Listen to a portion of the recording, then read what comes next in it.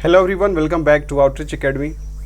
तो हम लोग डिफरेंशियल इक्वेशन को अब कंटिन्यू करेंगे। तो लास्ट क्लास तक मैंने आपको इंटीग्रेशन पढ़ाया था पिछले कई क्लास से। तो अकॉर्डिंग टू मी मैंने ये कोशिश किया था कि आपको मैक्सिमम कॉन्सेप्ट बताया जाए इंटीग्रेशन का, लेकिन सारा कॉन्सेप्ट बताना थोड़ा मुश्किल है क्योंकि ये जो क्लास है डिफरेंशियल इक्वेशन का है और इसमें अगर सारा का सारा हम अपना एनर्जी और टाइम इंटीग्रेशन के पीछे लगा दे तो फिर हमारे लिए थोड़ा मुश्किल हो सकता है। लेकिन फिर भी मैंने कोशिश ये किया है कि इंटीग्रेशन में आपको एक ग्रिप मिल जाए और मैक्सिमम क्वेश्चन आपसे टेकल हो जाए, और स्पेशली डिफरेंशियल इक्वेशन में जितना इंटीग्रेशन का कॉन्सेप्ट यूज होगा उतना हम लोगों ने सारा पढ़ लिया है। तो फिर से आज से हम कंटिन्यू करेंगे अपने डिफरेंशियल इक्वेशन को, और आज से हम सीखना शुरू करेंगे कि कैसे हमें डिफरेंशियल इक्वेशन दिया हो उससे हम उसका सॉल्यूशन निकालेंगे। यानी कि हम differential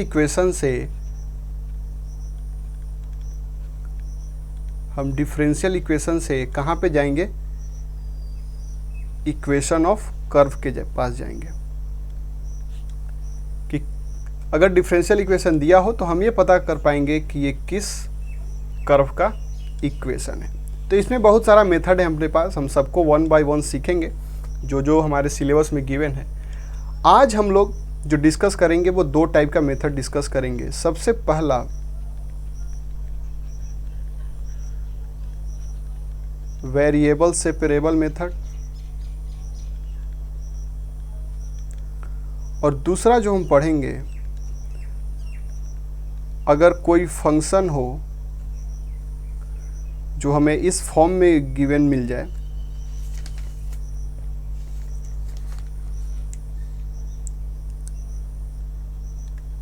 P Y plus C, अगर इस फॉर्म में कोई फंक्शन मिल जाए तो उसको हम कैसे, उसका हम सॉल्यूशन फाइंड आउट करेंगे। या फिर एक हो गया वेरिएबल सेपरेबल मेथड। तो चलिए दोनों को आज हम वन बाय वन देखेंगे। तो सबसे पहले हम देखते हैं वेरिएबल सेपरेबल मेथड। तो आपको नाम से ही दिख रहा होगा कि एक ऐसा मेथड है, ये बेसिकली बहुत ही बेसिक मेथड है और ये इंटीग्रेशन का कॉन्सेप्ट है एक्चुअली।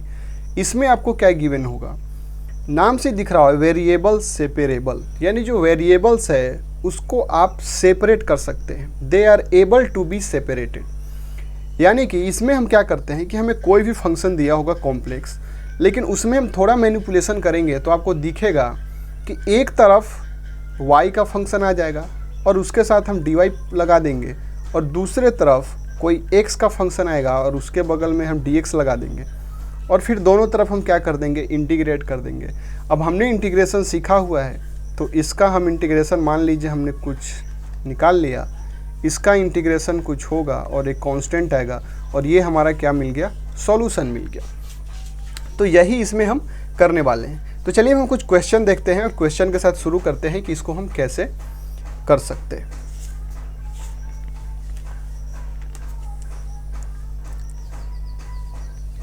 तो एक हम क्वेश्चन लेते हैं। हमारे पास जो क्वेश्चन है वो इस फॉर्म में है। चलिए एक सिंपल क्वेश्चन उठाते हैं। हमारे पास गिवन है dy by D x is equal to 2yx। अब आपको दिख रहा होगा कि एक डिफरेंशियल इक्वेशन है, इसका हमसे पूछा जा रहा है find the solution of this differential equation. तो देखिए आपको क्या करना है। अब आपको दिख रहा होगा कि क्या इसमें हम dx के साथ x के सारे फंक्शन को लगा सकते हैं और dy के साथ x के सारे फंक्शन को लगा सकते हैं क्या? अगर आप इसको गौर से देखेंगे तो इसको हम ऐसे लिख सकते हैं dy अपॉन 2y, और dx को हम इधर ले जाएंगे। मैंने क्या किया, 2y को इधर और dx को इधर। तो आपको दिख रहा होगा कि dy के साथ सिर्फ और सिर्फ क्या है, y का फंक्शन है, और dx के साथ क्या है, सिर्फ और सिर्फ x का फंक्शन है। अब जैसे ही आपको पता चल गया, इसको हम इजीली क्या कर सकते हैं, इंटीग्रेट कर सकते हैं, और इसका इंटीग्रेशन आपको पता है, और एक हम यहाँ पे कांस्टेंट हम एंड में लगा देंगे। अब आप इसको चाहे तो आप इसको अरेंज कर सकते हैं। फिर से इसको हम क्या लिख सकते हैं, ln root y is equal to ln x plus सी।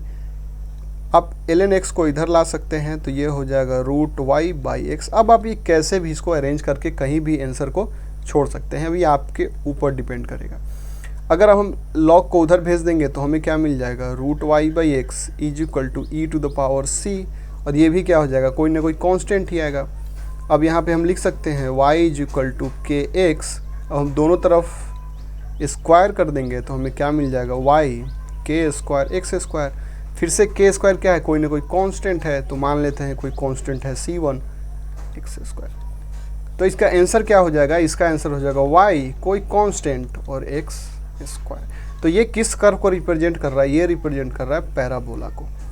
तो खैर इसके पीछे आपको जाने का ज़रूरत नहीं है, ये आपसे नहीं पूछा जाएगा कि ये किस कर्व को रिप्रेजेंट कर रहा है। लेकिन हमने क्या किया कि इसका हमने सॉल्यूशन फाइंड आउट कर लिया। यहाँ पे हमें डिफरेंशियल इक्वेशन गिवन था, वहाँ से हम कर्व के इक्वेशन पे आ गए। तो यहाँ पे हम जो मेथड हम लोगों ने अपनाया उसी मेथड को हम लोग बोलते हैं वेरिएबल सेपरेबल मेथड। इसमें हमें ज़्यादा कुछ नहीं करना पड़ा, हमने बस वेरिएबल्स को सेपरेट कर लिया, सारा x एक तरफ और सारा y एक तरफ, और फिर उसके बाद इंटीग्रेट करके हम लोगों ने आंसर निकाल लिया। अब उसके बाद हम देखते हैं कुछ और क्वेश्चन, एक और क्वेश्चन देखते हैं। जैसे मान लीजिए कि आपके पास क्वेश्चन है dy by D x is equal to E to the power x plus y, और यहाँ पे y। अब यहाँ पे आप देखिए इसको गौर से, तो आपको दिख रहा होगा कि इजीली हम वेरिएबल को सेपरेट कर सकते हैं। dy की तरफ हम कोशिश करते हैं सारा y लाने का, तो अगर हम इसको इधर भेज दें और dx को इधर भेज दें तो आपको दिख रहा होगा कि x का फंक्शन dx के साथ और y का फंक्शन dy के साथ। अब ये देखिए, इसके लिए आपको थोड़ा प्रैक्टिस करना पड़ेगा। जब आप कुछ क्वेश्चन प्रैक्टिस कर लेंगे तो क्वेश्चन को देखते ही आप ये बता पाएंगे कि ये वेरिएबल सेपरेबल मेथड से होगा या नहीं होगा। अब इसको हम लोग क्या लिख सकते हैं, ln y, और ये e to the power x का x और एक कांस्टेंट। और फिर से आप इसको चाहे तो अरेंज कर सकते हैं या इसको ऐसे ही रहने दे सकते हैं। अगर आप इधर लाएंगे तो क्या हो जाएगा, e to the power x plus c। अब इसको किसी फॉर्म में लिख सकते हैं, ठीक है। तो आई होप आपको ये समझ में आ गया होगा कि वेरिएबल सेपरेबल मेथड क्या होता है। अब चलिए एक क्वेश्चन देखते हैं। इसमें आपको गिवन है dy by D x is equal to sine inverse x plus y upon cos inverse x y. अब यहाँ पर आप देखिए कि आप कुछ भी करके x और y को सेपरेट नहीं कर सकते। आप क्या करेंगे, अगर आप इसको इधर लाएंगे तो भी x और y इंक्लूड होगा, किसी को आप किधर रखेंगे तो इसमें x और y को इंक्लूड ब्रेक करना हमारे लिए इम्पॉसिबल काम है। तो इसी तरीके से बहुत ऐसा क्वेश्चन आ सकता है जिसमें आप x और y को क्या कर सकते हैं, ब्रेक नहीं कर सकते हैं। तो उस केस में हम वेरिएबल सेपरेबल मेथड से हम उस क्वेश्चन को सॉल्व नहीं कर पाएंगे।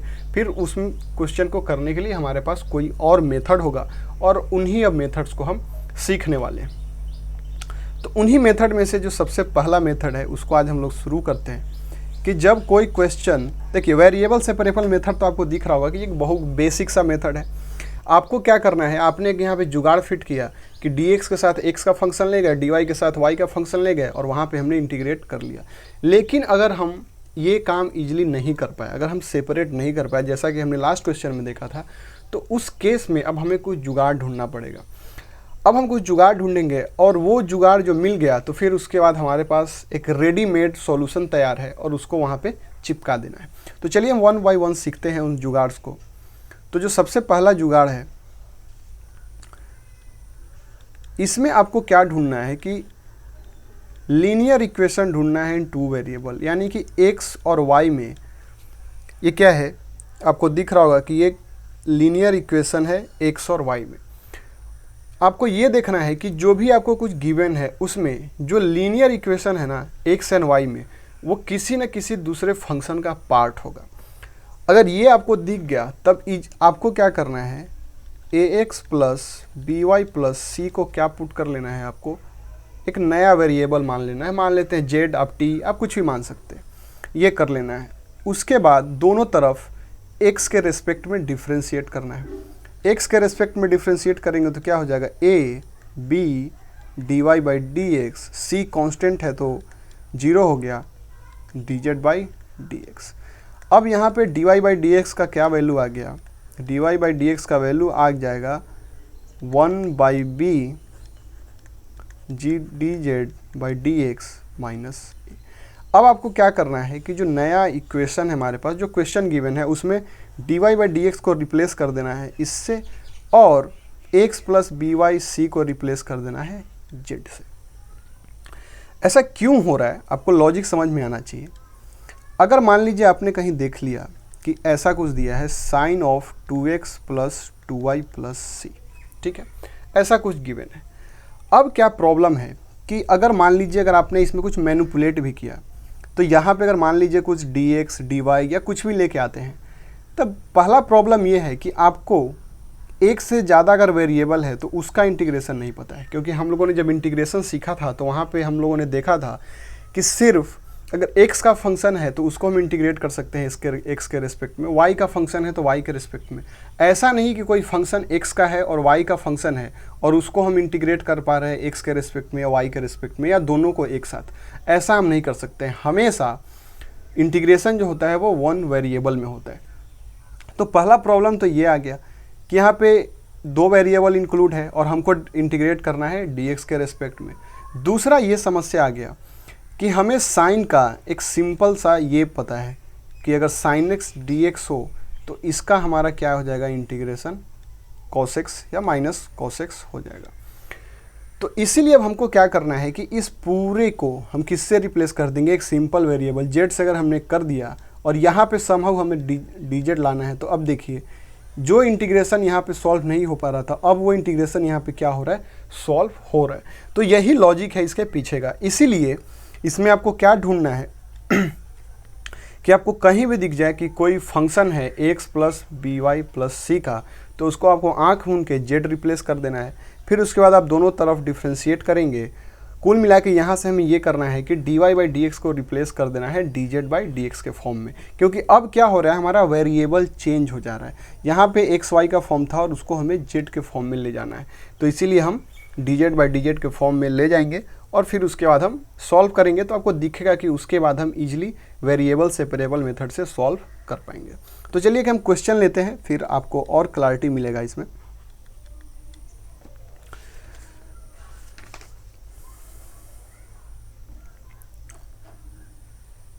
जैसे एक क्वेश्चन करते हैं हम लोग, हमारे पास है dy by D x is equal to E to the power x minus y minus 1।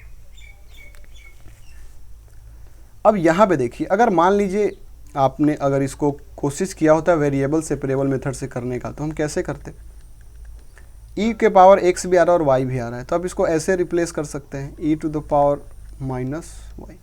अब इसको कैसे आप, अगर मान लीजिए e to the power y को आप इधर भेजना चाहते तो इससे इधर मल्टीप्लाई कर दीजिए। तो थ्रू आउट इक्वेशन में हमें क्या मल्टीप्लाई करना पड़ता है, e to the power y से मल्टीप्लाई करना होता। तो उसका नतीजा ये होता है कि e to the power x तो यहाँ बच जाता, लेकिन यहाँ पे e to the power y आ जाता। और जब हम dx को इधर भेजते तो ये हमारा dx। अब फिर से पंगा आ गया, यहाँ पे तो y का फंक्शन है, उसके साथ dy है, लेकिन यहाँ dx के साथ x का भी फंक्शन है और y का भी फंक्शन है। तो इसमें आप करके देखिएगा, कुछ भी आप जुगाड़ लगा लीजिए, इसको सेपरेट करना हमारे लिए मुश्किल है। तो जैसे ही हम सेपरेट नहीं कर पा रहे, इसका मतलब अब हमें कुछ ना कुछ जुगाड़ ढूंढना है। और अभी हम लोगों ने क्या पढ़ा कि कहीं भी अगर आपको दिख जाए कि x plus B Y plus C, अगर ये किसी दूसरे फंक्शन का इनपुट है तो इसको हम क्या रिप्लेस कर सकते हैं, z। अब यहाँ पे हम ढूंढते हैं, तो यहाँ पे आपको दिख रहा होगा कि x माइनस वाई किसका इनपुट है, e। एक्सपोनेंशियल फंक्शन के भीतर कौन है, x माइनस वाई। अब देखिए क्या ये लीनियर इक्वेशन है टू वेरिएबल में, बिल्कुल है। यहाँ पे a का वैल्यू कितना हो जाएगा 1, b कितना हो जाएगा -1 और c कितना हो जाएगा 0। ठीक है, तो ये आपको दिख रहा होगा कि linear equation in two variable, ये इनपुट है एक्सपोनेंशियल फंक्शन का। तो हम आँख मूंद के हम इसको क्या कर सकते हैं, इसको हम z मान सकते हैं। तो x माइनस वाई को अब z मान लीजिए। अब उसके बाद हमने क्या किया था कि x के रिस्पेक्ट में इसको डिफ्रेंशिएट करेंगे, तो ये हो जाएगा dy by D x is equal to dz by D x. अब हम ऐसा कर क्यों रहे हैं, ऐसा इसीलिए कर रहे हैं क्योंकि जो हमारा नया अब डिपेंडेंट वेरिएबल है वो z बन गया, पहले y था अब z बन गया। तो इसीलिए अब हमें dy बाई डी एक्स नहीं चाहिए, अब हमें dz बाई डी एक्स चाहिए। तो इसीलिए हम dy बाई डी एक्स को कन्वर्ट कर लेंगे dz बाई डी एक्स में। ये हमारा उद्देश्य है इसको करने का। तो ये हो जाएगा 1 minus dz by D x. अब हम क्या करेंगे, इस इक्वेशन में D Y by D x को रिप्लेस कर देंगे किससे, 1 minus D Z by D X से, is equal to E to the power X minus Y को हम क्या कर सकते हैं, ई जेड माइनस 1। अब देखिए, अब आपको दिख रहा होगा कि ये कितना हो जाएगा, हमारे पास अगर इस 1 को हम इधर ले आएंगे तो कितना हो जाएगा, ये हो जाएगा minus D Z by D x is equal to, ये हो जाएगा E to the power minus Z minus 2, या अगर माइनस साइन से हम थ्रू आउट मल्टीप्लाई कर दे तो ये हो जाएगा d z upon d x is equal to 2 minus e to the power d z. अब हम क्या कर सकते हैं यहाँ पे, अब ये d z upon 2 minus e to the power z is equal to d x. अब दोनों तरफ इंटीग्रेट कर दीजिए। अब आपको दिख रहा होगा कि जो ऊपर वाले इस क्वेश्चन में क्या हो रहा था कि एक्स और वाई को हम सेपरेट नहीं कर पा रहे थे डी एक्स और डी वाई के साथ, लेकिन यहाँ पे आप क्या देख रहे हैं, यहाँ पे आप देख रहे हैं कि अब डी जेड के साथ क्या हुआ, सिर्फ जेड का फंक्शन है और डी एक्स के साथ एक्स का फंक्शन है। तो यहाँ भी क्या हो गया, वेरिएबल सेपरेट हो गया। अब इसको सॉल्व करना आपका अगला सरदर्द हो सकता है। तो इसको आप कैसे सॉल्व कर सकते हैं, अब यहाँ पे आपको इंटीग्रेशन का कोई ट्रिक लगाना पड़ेगा और फिर उसके बाद आप इसको सॉल्व कर सकते हैं। ठीक है, तो इसको सॉल्व करके देखिएगा, अगर आपसे बन गया तो ठीक है, नहीं बना तो आप बताइएगा, फिर मैं इसको अगले क्लास में सॉल्व कर दूंगा। ठीक है, तो अब आई होप आपको ये दिख रहा होगा कि अगर कहीं पे हमें x plus B Y plus C ऐसा कुछ फॉर्म हमें दिख जाए तो हम इसमें क्या करते हैं, हम इसमें इसको कन्वर्ट कर लेते हैं, x plus B Y plus C को हम z मान लेते हैं। अब चलिए एक और क्वेश्चन लेते हैं ताकि थोड़ा और आपको क्लैरिटी मिले। एक और क्वेश्चन लेते हैं हम लोग, मान लेते हैं हम लोग लेते हैं log dy by D x is equal to 3x minus 5y। अब यहाँ भी आपको दिख रहा होगा कि हम मान लीजिए हम क्या करते हैं, पहले ये कर लेते हैं dy by D x is equal to E to the power 3x minus 5y। अब फिर से ये लास्ट क्वेश्चन जैसा ही है, अब इसको करने की कोशिश करेंगे तो ये नहीं चेंज होगा, लेकिन यहाँ पे हमें दिख रहा है कि जो लीनियर इक्वेशन है x और y में वो एक दूसरे फंक्शन का इनपुट है। तो इसको हम क्या मान सकते हैं, 3x माइनस 5y को हम क्या मान लेंगे, z मान लेंगे। अब इसको z मान लेंगे तो यहाँ पे क्या हो जाएगा, 3 minus 5 d Y by D x is equal to d Z by D x. अब यहाँ से हम d Y by D x का वैल्यू निकाल लेंगे d Z by D x के टर्म में, और यहाँ पे पुट करके हम इसको क्या कर लेंगे, सॉल्व कर लेंगे। वैसे ही अगर मान लीजिए आपको कुछ ऐसा दिख जाए d Y by D x, और कुछ आपको ऐसा दिख जाए sine of x plus y plus 2। अब यहाँ भी आपको क्या दिख रहा है कि जो लीनियर इक्वेशन है इन एक्स एंड वाई वो इनपुट है किसका, एक साइन फंक्शन का इनपुट है। तो यहाँ भी आप क्या कर सकते हैं, एक्स प्लस वाई प्लस 2 को क्या मान सकते हैं, जेड, और फिर यहाँ पे आप प्रोसीड करेंगे तो आप ऐसे सॉल्व करते चले जाएंगे। तो आई होप ये आपको समझ में आ गया होगा कि कहीं भी अगर हमें अब लीनियर इक्वेशन इन 2 वेरिएबल, एक इंडिपेंडेंट वेरिएबल और एक डिपेंडेंट वेरिएबल, अगर वो हमें दिख जाए कि वो किसी दूसरे फंक्शन का क्या हो रहा है, इनपुट हो रहा है, तो उस केस में हम क्या कर सकते हैं, उसको जेड मान सकते हैं। फिर d Y by D x को हम क्या करेंगे, d Z by D x के टर्म में लिख देंगे, और फिर उसके बाद हम देखेंगे कि वो ईजिली सेपरेट हो सकता है उसका वेरिएबल्स, एक तरफ डी जेड आ जाएगा और एक तरफ डी एक्स, और फिर उसको हम इंटीग्रेशन से सॉल्व कर लेंगे। तो आज हम लोगों ने 2 मेथड सीखा। पहला वेरिएबल सेपरेबल मेथड, जो कि कोई मेथड तो है नहीं, एक एक्चुअल में बेसिक जुगाड़ है मैथमेटिक्स का। दूसरा हमने एक मेथड देखा कि अगर हमें function of x plus B Y plus C मिल जाए, यानी कि X plus B Y plus C क्या है, ये है एक लीनियर इक्वेशन इन 2 वेरिएबल, जहाँ पे एक वेरिएबल क्या है, इंडिपेंडेंट वेरिएबल, और दूसरा डिपेंडेंट वेरिएबल। तो अगर ऐसा कुछ मिल जाए तो कैसे हम इसको सॉल्व कर सकते हैं। अब अगले क्लास में हम लोग पढ़ेंगे एक बहुत ही इंपॉर्टेंट कॉन्सेप्ट, जो है हमारा होमोजीनियस इक्वेशन, और फिर हम देखेंगे कि कोई अगर होमोजीनियस नहीं है लेकिन क्या उसमें कुछ हम जुगाड़ करके उसको कन्वर्ट कर सकते हैं होमोजीनियस इक्वेशन में। तो ये हम कॉन्सेप्ट देखेंगे अगले क्लास में।